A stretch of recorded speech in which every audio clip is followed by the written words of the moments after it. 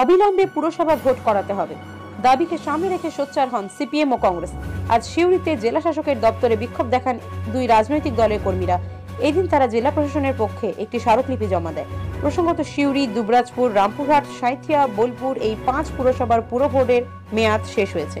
তারপর বসানো হয় বোর্ড অফ অ্যাডমিনিস্ট্রেটর। বিধানসভা ভোটের আগে শাসক দলের ওপর চাপ বাড়াতে সিপিএম ও কংগ্রেস যৌথ কর্মসূচি নেয়।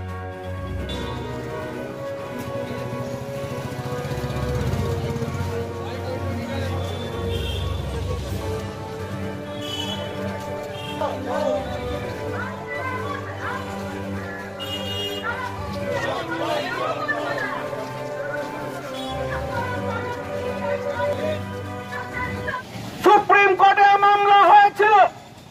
সুপ্রিম কোর্টে জনস্বাস্থ্যের সেই মামলায় জনস্বাস্থ্যের মামলা অবিলম্বে রাজ্যে পৌর নির্বাচন তার দাবিতে সুপ্রিম কোর্টের সেই মামলার যে সর্বশেষ নির্দেশ দিয়েছেন মহামান্য সর্বোচ্চ আদালত, সেই আদেশে বলা হয়েছে আগামী রাজ্য বিধানসভা নির্বাচনের আগেই পশ্চিমবঙ্গ সরকারকে তাদের পৌর এবং কর্পোরেশন নির্বাচন করতে হবে।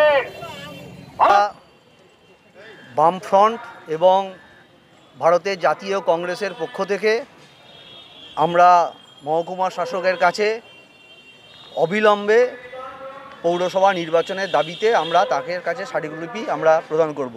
তার কারণ সিউড়ি পৌরসভা সহ গোটা পশ্চিমবাংলার পৌরসভার মেয়াদ উত্তীর্ণ হয়ে গেছে। দলীয় সংকীর্ণ রাজনীতির জন্য দলীয় কর্মীদেরকে বসিয়ে রেখে প্রশাসন রাজ্য সরকার নির্বাচন করাতে চাইছে না। তার প্রতিবাদ জানিয়ে আমরা আজকে ডেপুটেশন মহকুমা শাসকের কাছে দেবো। মহকুমা শাসকের কাছে এবং সিউড়ি পৌরসভাতে আমরা দেবো। কি নাম আপনার? আমার নাম দেবাশিস গাঙ্গুলি এবং আমরা বামফ্রন্ট এবং যা ভারতের জাতীয় কংগ্রেসের পক্ষ থেকে আমরা প্রতিনিধিত্ব করছি। 6 জন প্রতিনিধি আমরা এসডিও সাহেবের সঙ্গে দেখা করব।